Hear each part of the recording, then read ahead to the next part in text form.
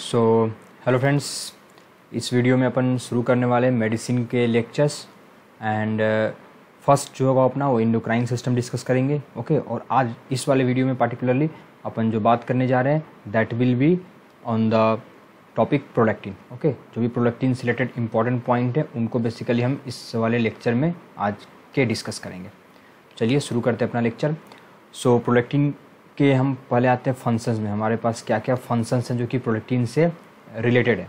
तो जो पहला फंक्शन है that is induction and maintenance of the lactation. पहला फंक्शन होगा कि ये लैक्टेशन को इंड्यूस करेगा, साथ में आपके लैक्टेशन को मेंटेन करता है, यानी कि induction and maintenance of lactation will be the first function of the prolactin. Second जो है इंपॉर्टेंट फंक्शन नीट के लिए जो इंपॉर्टेंट अपना कि जो प्रोलैक्टिन है basically that will inhibit GnRH।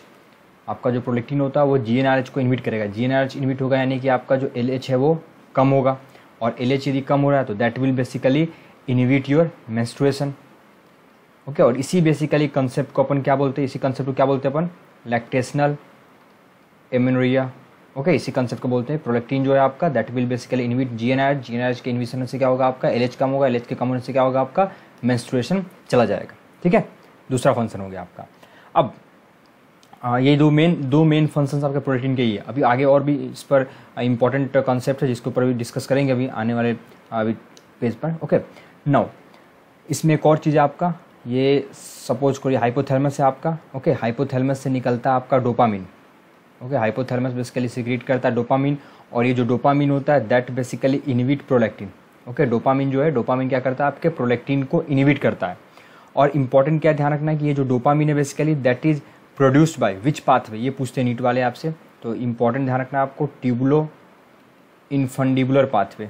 Okay this pathway is known as tubulo infundibular pathway. So एक पाथवे जिसको अपन बोल रहे हैं ट्यूबुलो इनफंडिबुलर पाथवे, उस पाथवे से बेसिकली क्या होगा, ये आपका डोपामिन आएगा। Okay so hypothalamus secrete dopamine through this tubulo infundibular pathway जो कि बेसिकली प्रोलैक्टिन को इनहिबिट करता है।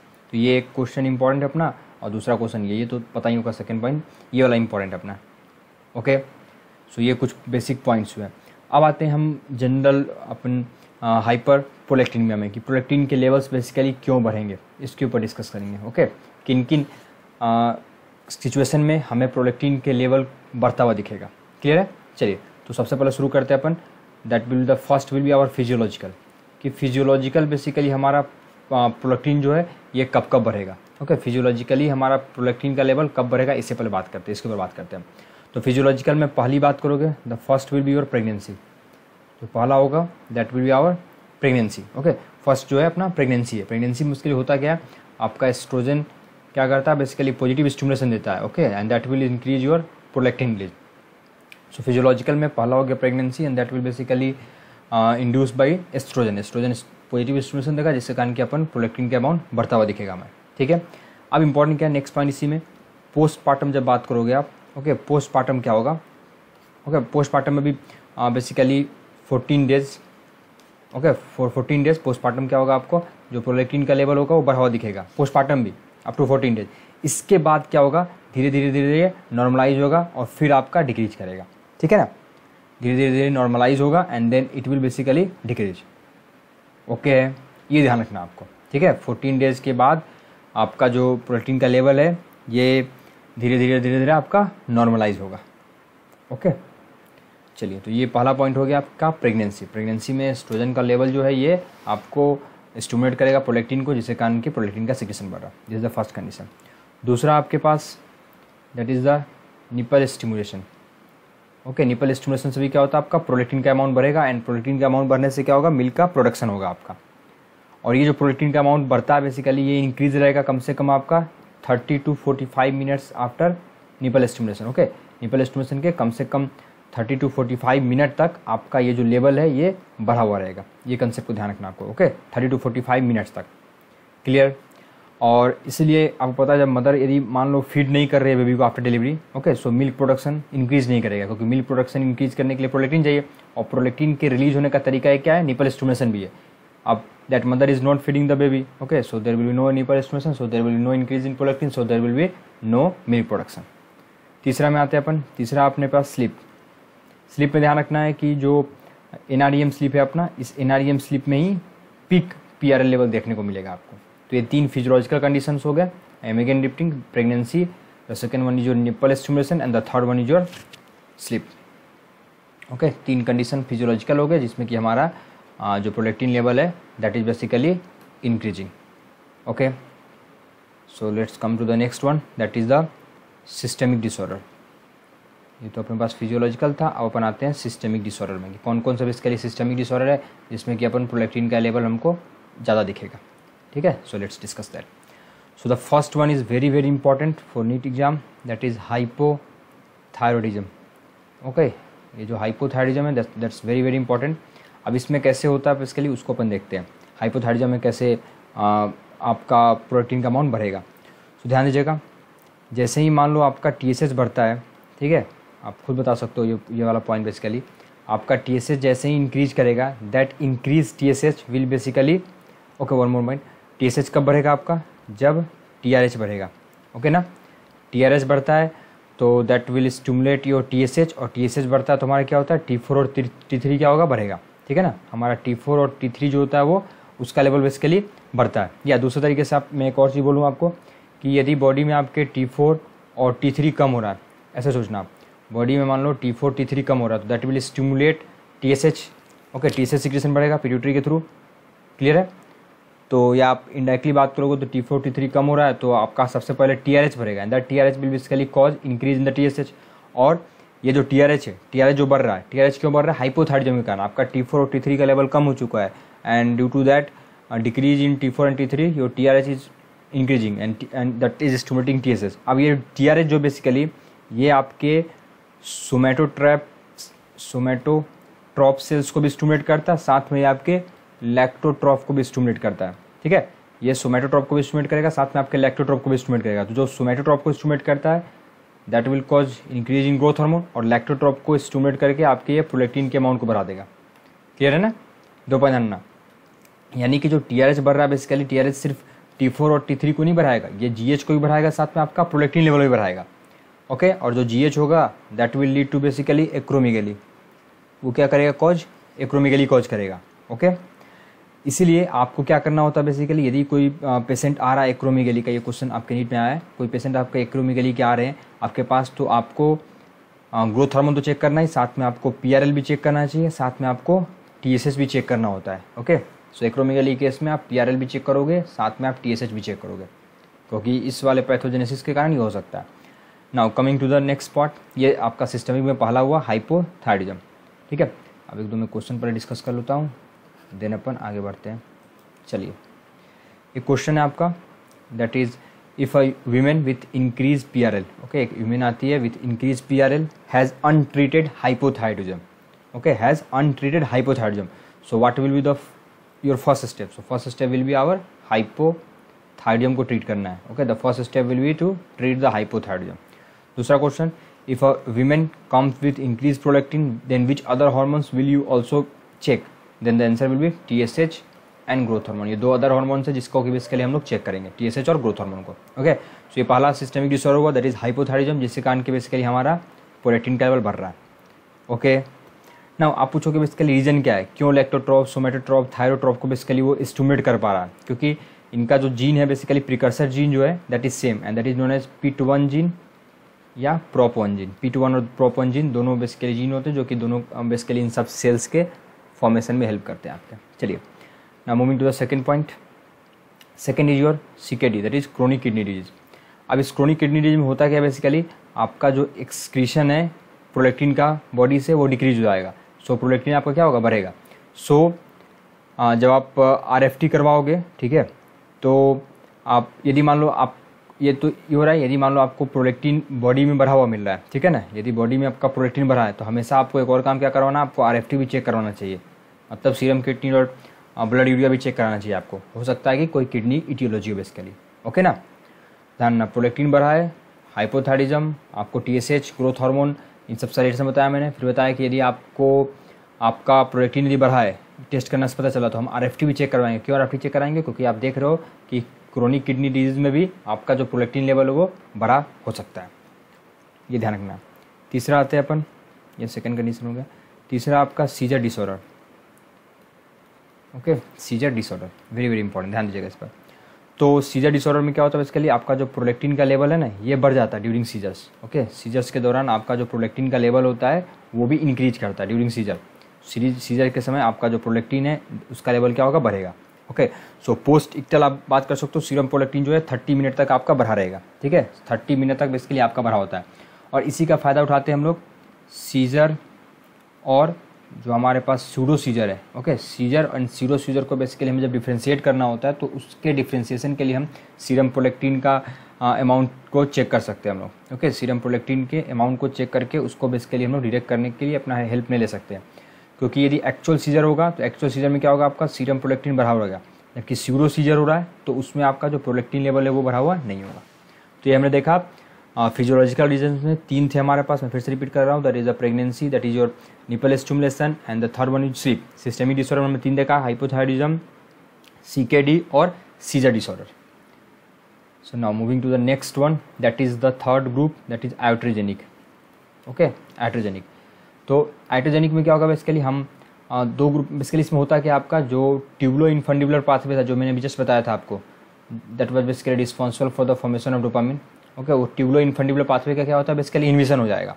अब इसके लिए 2 ग्रुप ऑफ ड्रग रिस्पॉन्सिबल है, या तो एक हो गए dopamine antagonist. Okay, dopamine antagonist है जिसमें कि आपके पास से टिपिकल एंटीसाइकोटिक्स हो गया, जैसे कि हेलोपेरिडोल हो गया, जैसे कि आपका मेटोक्लोप्रोमाइड हो गया, एटिपिकल एंटीसाइकोटिक्स हो गया। ओके, ये सब के सब जो ड्रग्स है वो आएंगे डोपामिन इनहिबिटर में।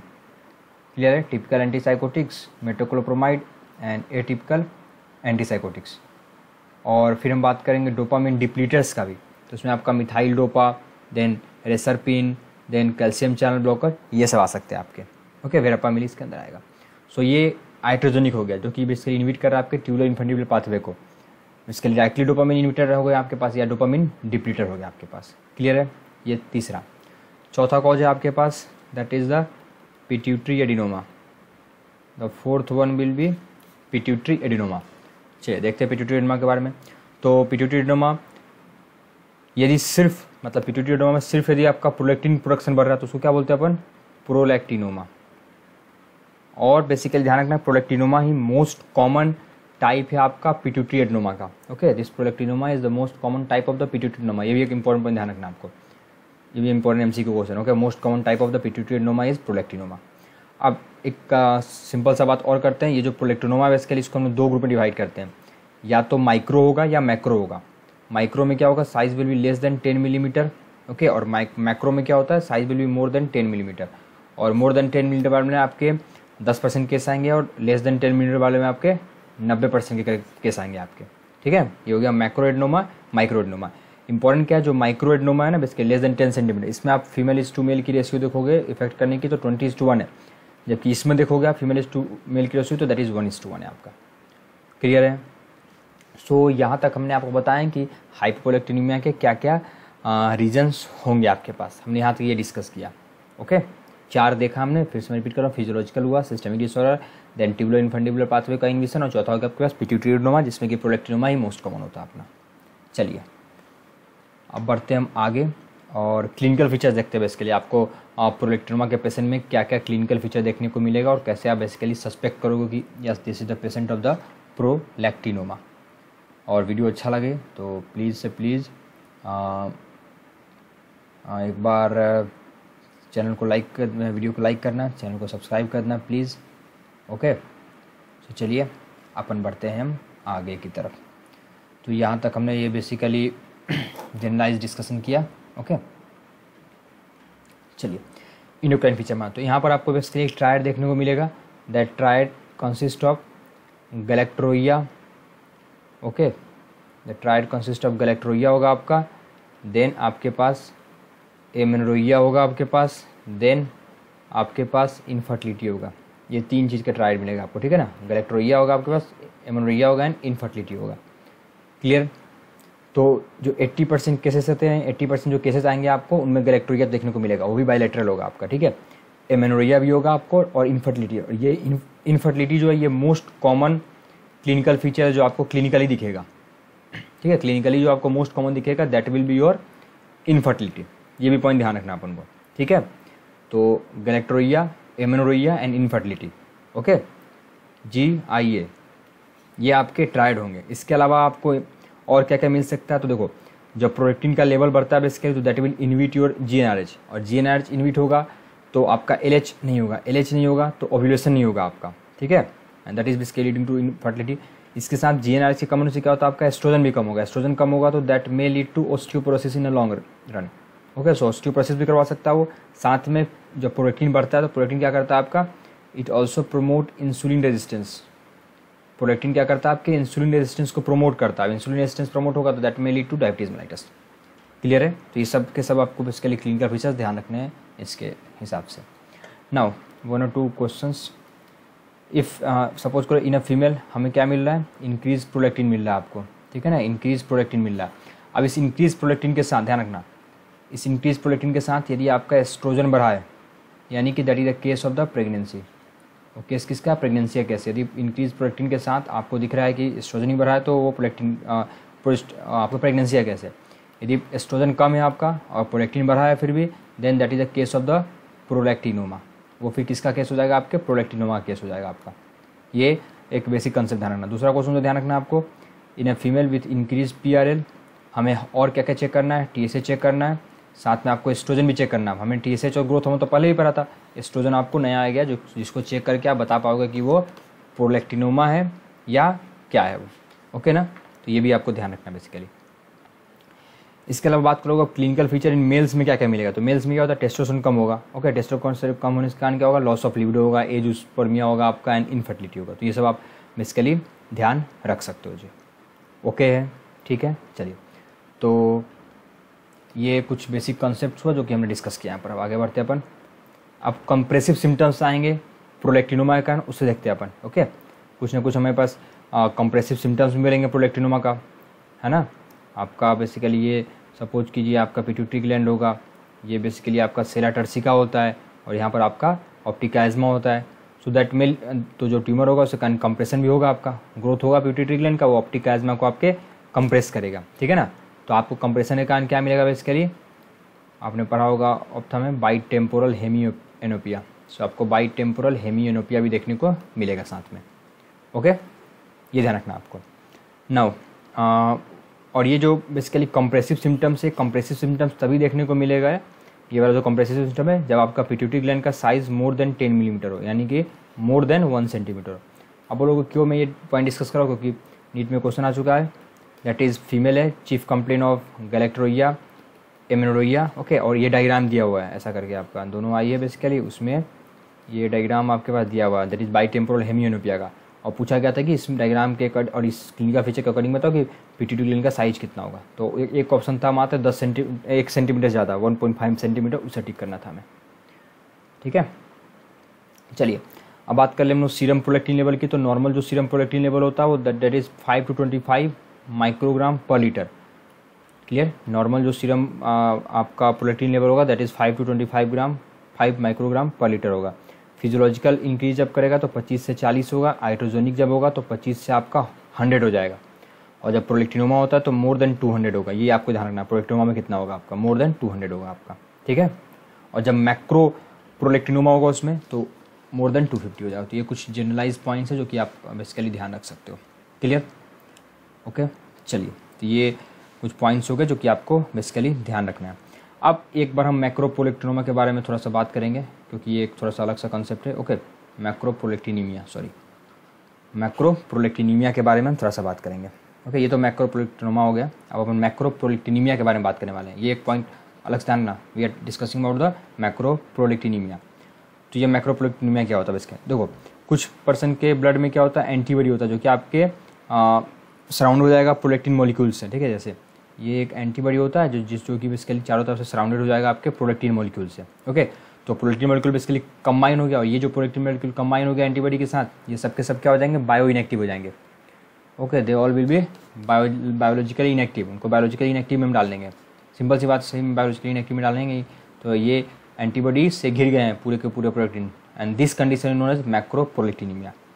इसलिए जब आप ट्राई करोगे मेजर करने का सीरम प्रोलेक्टिन, ठीक है, तो वो क्या होगा, चूंकि क्लस्टर बन चुका है तो आपको हर ml ब्लड में आपको सीरम प्रोलेक्टिन क्या मिलेगा, ज़्यादा मिलेगा। तो आपको क्या मिलेगा, सीरम प्रोलेक्टिन का जो है दैट इज़ फॉल्स हाई मिलेगा आपको।